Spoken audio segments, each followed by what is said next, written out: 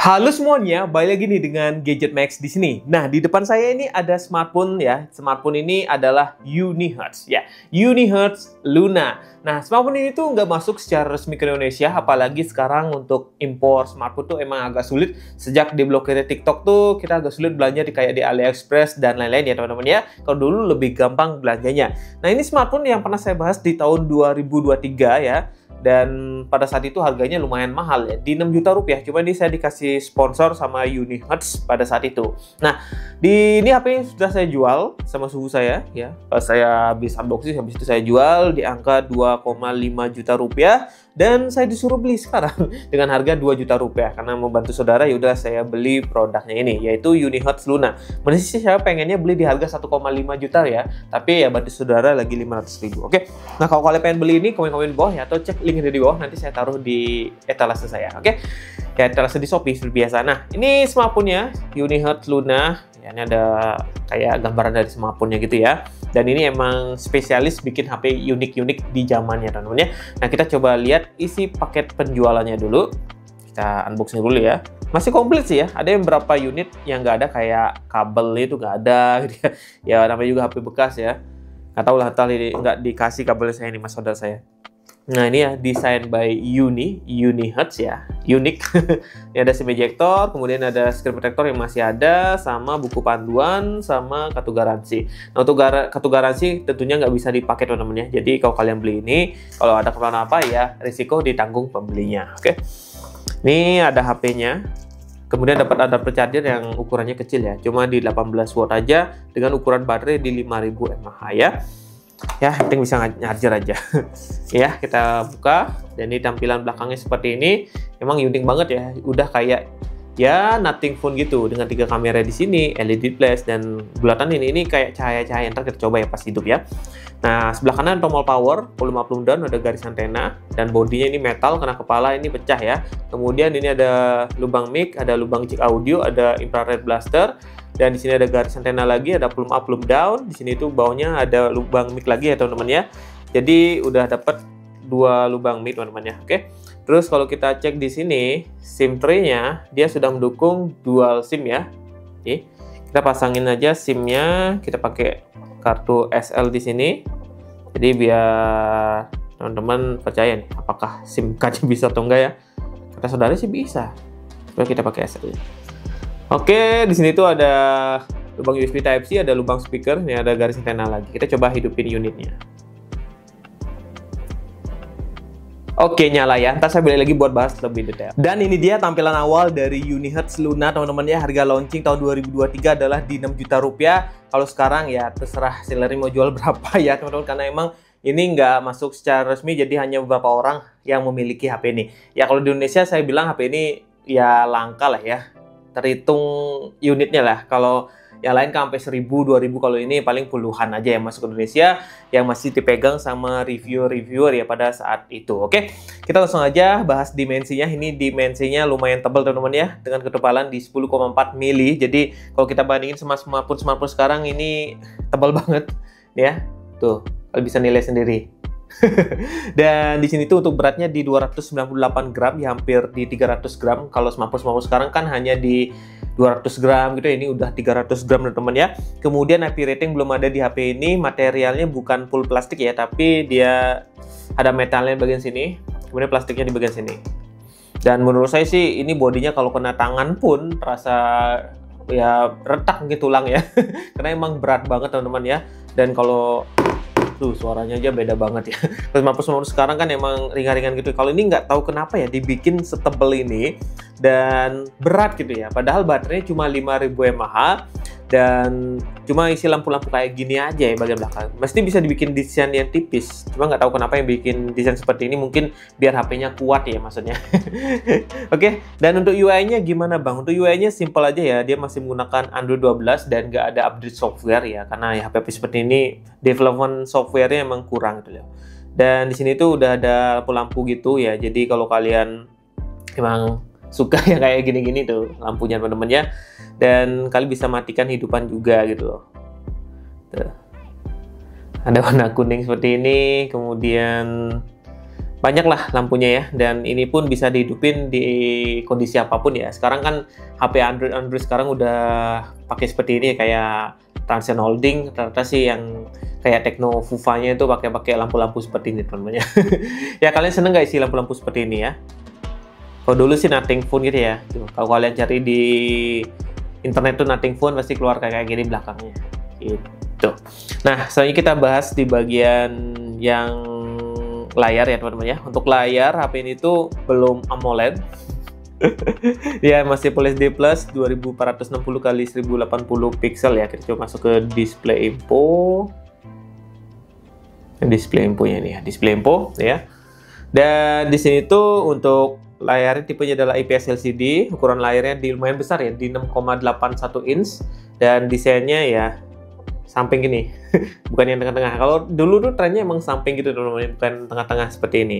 Dan bezelnya emang tebel teman-teman bagian bawahnya, tapi kiri kanan atasnya tipis teman-teman, bisa lihat. Bawahnya emang sedikit tebal ya. Kemudian refresh rate-nya masih 60 Hz, touch sampling rate-nya hanya di 120 Hz ya. Jadi kalau kita coba di sini 120 Hz saja. Tapi untuk refresh rate-nya masih 60 Hz, dan kerapatan layarnya di 346 ppi. Dan untuk kecerahannya sampai 500 nits, dan multi torch-nya HP ini itu udah mendukung sampai 10 sentuhan. Mana sih udah oke lah di kelas harganya ya, 10 sentuhan. Dan di sini kedekannya cuma 3, tapi kalau tadi kita tesnya udah 10 sentuhan. Ya, udah 6, jadi tinggal 10 tuh. Kelihatan nggak? Itu ya, sudah mendukung 10 sentuhan teman-teman ya. Dan HP ini tuh untuk nonton Netflix belum mendukung Full HD, hanya L3 aja. Dan proteksi layarnya saya nggak tahu ya apa dikasih proteksinya, jadi saya nggak tulis di sini teman-teman ya. Nih, dan ya oke sih untuk layarnya sih, nggak terlalu buruk-buruk banget. Feelnya itu sama kayak layar yang kemarin kita bahas ya, yaitu Tecno Fuva 5 Pro 5G, itu hampir sama resolusinya, terus warnanya juga hampir sama kayak Tecno Fuva 5 Pro 5G yang kita bahas kemarin.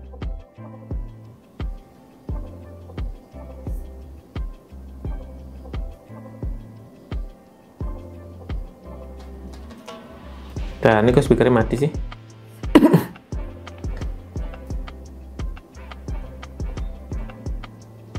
Ini udah volume up sih ya. Tuh. Mas volumenya, oh ini volumenya. Oh ini buat lampunya ya. Saya lupa. Ini buat lampunya teman-teman.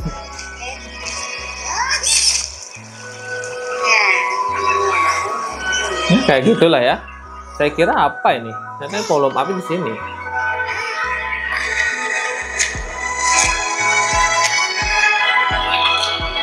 Bukan?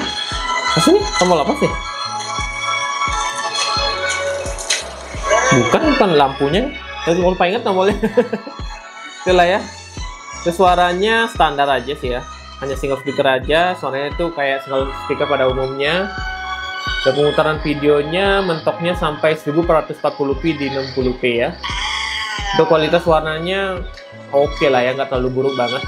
Dan feelnya itu sama kayak Tecno Fuva 5 Pro 5G yang kemarin kita bahas. Lumayan jernih sih.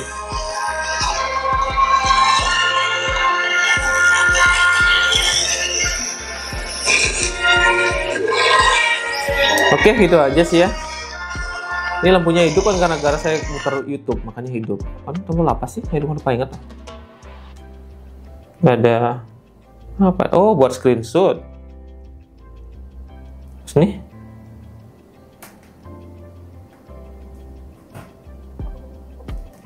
Nggak ada fungsinya. Yang bawah nggak ada fungsinya, untuk atas buat screenshot. Nah, kayak gitulah ya. Oh ya, ini sinyalnya masih dapat teman-teman ya. Tuh, dapat sinyal 4G. Jadi ini IMEI-nya terdaftar. Dulu saya ingat beli ini kena bayar pajak 300.000 kalau nggak salah ya. Jadi untuk sinyal aman banget. Oke, kita lanjut bahas buat bagian hardware. Untuk hardware smartphone ini tuh ya standar pada smartphone yang ada sekarang. Dia pakai MediaTek Helio G99 ya, dengan Cortex A55 sama Cortex A76, fabrikasi di 6 nanometer, menggunakan GPU Mali G57 MC2 ya. Pada HP pada saat ini kalau kita cek rata-rata segini ya, pakai Helio G99 maupun Helio G100 ya hampir sama, mirip ya speknya. Kemudian untuk storage-nya ini RAM-nya 8GB dengan internal storage di 256GB yang tipenya sudah UFS, baterainya 5000 mAh teman-teman ya. nih 5000 mAh aja, dan dukungan chargernya di 18 watt. Nah, fitur-fitur lain dari HP ini tuh udah ada side fingerprint, jadi kalau kalian butuh fingerprint udah ada di sini. Kemudian Bluetooth 5.0, Wi-Fi 5, infrared blaster ada di sini, jadi kalian bisa pakai remote. Kemudian NFC juga ada di smartphone ini. Jadi itu ada yang ada di smartphone ini ya. Menurut teman-teman gimana spesifikasinya? Standar ya, tapi emang HP ini tuh dulu dibuat ya buat ya kayak kopian Nothing Phone, cuma lebih gendut gitu teman-teman. Dan dari spesifikasinya juga nggak seperti Nothing Phone nih. Oke. Nah, selain itu kalau kita cek di toolbox ini banyak banget fitur-fitur teman-teman. Kita coba masuk ke toolbox. Ini ya kayak noise, kemudian kompas, nih ada noise test di sini ya kalau kalian butuh testing ya berapa dB. Ada kompas, ada flashlight, ada bubble level, picture hanging ya. Jadi kalau kalian mau pasang gambar bisa ya, atau foto gitu. Kemudian ada heart rate juga, ada ya ini jarang ada biasanya, tapi di HP ini tuh ada heart rate-nya. Yang mana kan ini fitur-fitur di smartwatch gitu teman-teman ya, cuma nggak tahu nih berfungsi dengan baik atau enggak ya.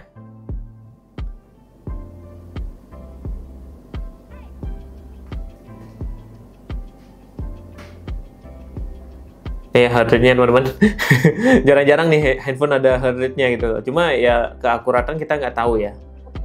Apakah akurat sekali atau tidak gitu. Tuh. Taruh di kamera. Ada aja nih. Terus di sini ada measure height buat level gitu ya. Terus ada alarm, ada pedometer, protector sama speedometer. Itu aja sih ya untuk sensornya. Kita coba lihat sensor giroskopnya apakah siri hardware atau apa, saya lupa nih beneran.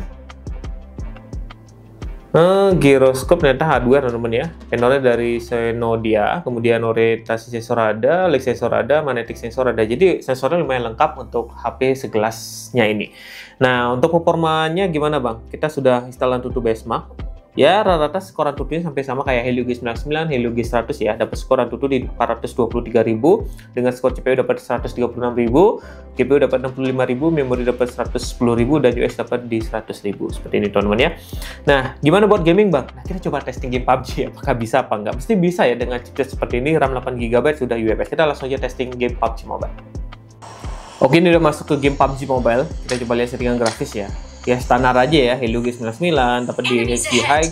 Gue kalau di smooth bisa di ultra. Kita pakai settingan ini aja, pakai realistic, outplay. Habis itu kita coba cek hero-nya, kita pakai hardware ya. Karena hardware kita pakai scoop on. Oke, sudah terjun teman-teman ya.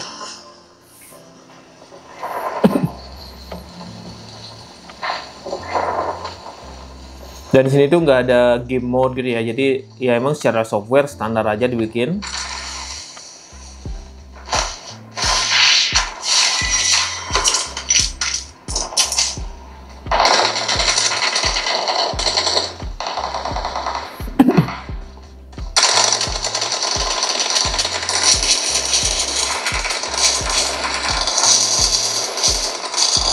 Wah, oh, ada rasa ya nih. Lah, gimana nih, Bang?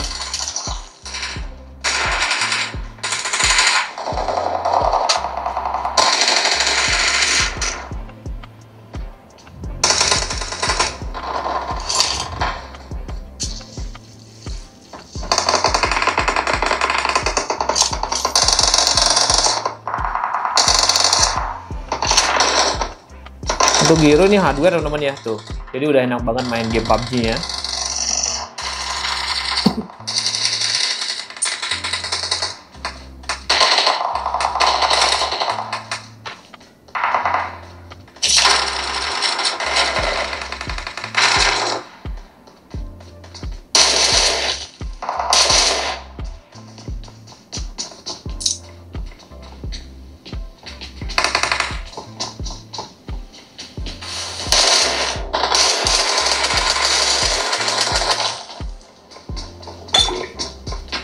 Bisa terbang tuh ya.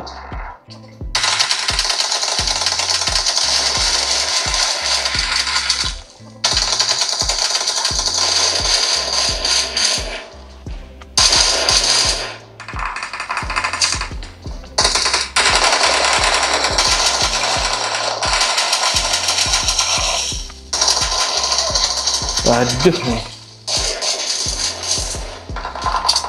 Ya.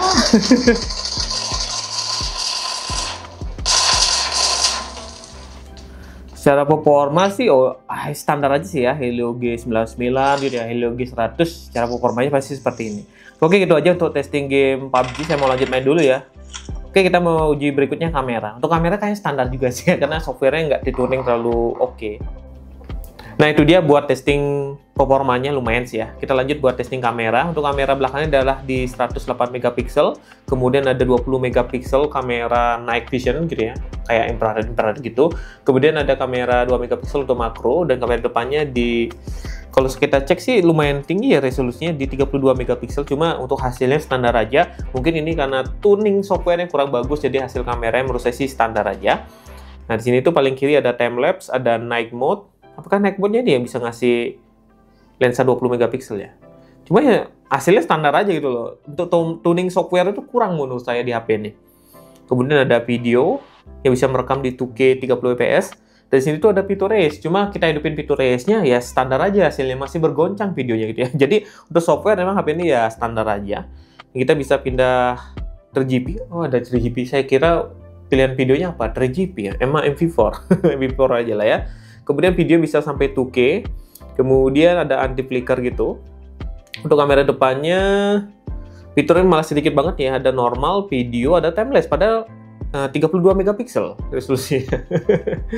Kemudian kalau kita cek di sini ada portrait, ada Morse. Di Morse ini ada pilihan infrared ya, infrared video, jadi kayak hitam putih gitu. Kalau kalian ngambil gambar di malam hari. Cuma ya saya jarang banget ngambil gambar malam hari dia. Nah, untuk hasil foto sama video sedikit ya seperti ini. Oke, ini adalah hasil kamera dari smartphone Unihertz ya, Luna. Dan smartphone ini tuh bisa ngerekam 2K teman-teman. Dan di sini tuh fitur race-nya sudah saya hidupkan, cuma nggak tahu berfungsi atau tidak. Untuk fokusnya oke ya. Nih, hasilnya seperti ini ya, kamera 108 megapiksel teman-teman ya. Nah, smartphone ini tuh harganya sekarang saya cek di 4 jutaan ya di website resminya Unihertz. Cuma ya mahal ya teman-teman ya. Di Indonesia Helio G99 aja kalian bisa beli dengan harga 2 juta rupiah ke bawah. Oke, kita langsung coba ke jalan. Ya, ini PictoRace-nya abal-abal, nggak berfungsi dengan baik. Masih bergoncang-goncang teman-teman. Jadi ya standar aja untuk hasil kameranya. Oke, gitu aja untuk uji cobanya. Kita coba kamera belakang. Nah, ini adalah hasil kamera belakang teman-teman ya. Wah, ada anak kecil nangis lagi. Nih, kalian bisa nilai sendiri untuk hasil kamera belakang. Kita rekam muka. Seperti ini hasilnya. Oke, kita coba kamera depannya dikit, hasilnya itu seperti ini. Dan ini adalah hasil kamera depannya, hasilnya seperti ini ya, standar aja teman-teman ya, nggak ada spesial banget dari kameranya. Dan tuning softwarenya pun menurut saya sih standar aja, nggak ada istimewa sama sekali ya, hasilnya seperti ini ya. Oke, jalan gimana bang? Ya masih bergoncang sama, saya malas sih jalan. Kok nggak ngerekam di luar bang? Ya malas aja sih ya keluar rumah. Karena cuacanya lagi nggak mendukung juga, kadang gelap, ntar hujan gitu ya, jadi males keluar rumah. Kita ada di dan komen ini ya Pak.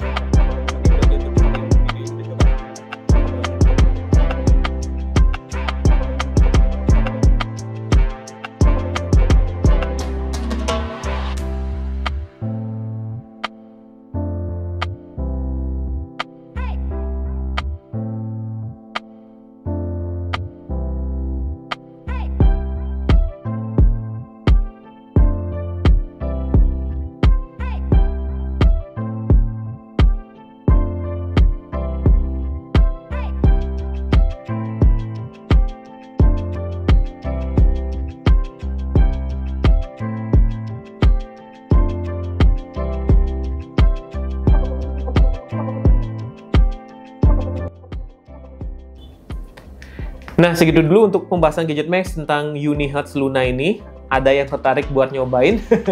Kalau mau nih 2 juta nih. Nanti saya jual ya. Kalau mau sekarang 2 juta, saya jual sekarang. Kalau nggak mau nanti kita jual pas jual murah ya di bulan depan. Biar ada saya jual. Karena emang sedikit banget nih gadget yang kita bahas bulan ini.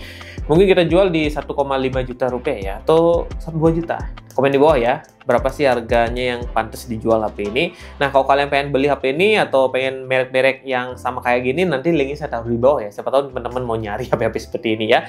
Ya, pengen yang beda gitu ya. Nih, Ya kalau kita bandingin sama HP sekarang nggak beda gitu loh. Ini kena, wah keras banget cuy. Ini HP dummy teman-teman, bukan HP asli. Kalau HP asli ya pecah, karena emang HP-nya ini berat banget sih. Ya emang selling atau penjualannya seperti itu namanya. Body unik, kemudian spesifikasi ya standar aja. Dan ini dapat sinyal namanya udah terdaftar resmi di Bea Cukai kemarin. Karena kita udah belinya pas bayar pajaknya tuh 300.000 doang. Nah segitu dulu video Gadget Max. Nah komen tentang HP ini seperti apa? Komen di bawah ya. Sampai jumpa di video yang lainnya lagi.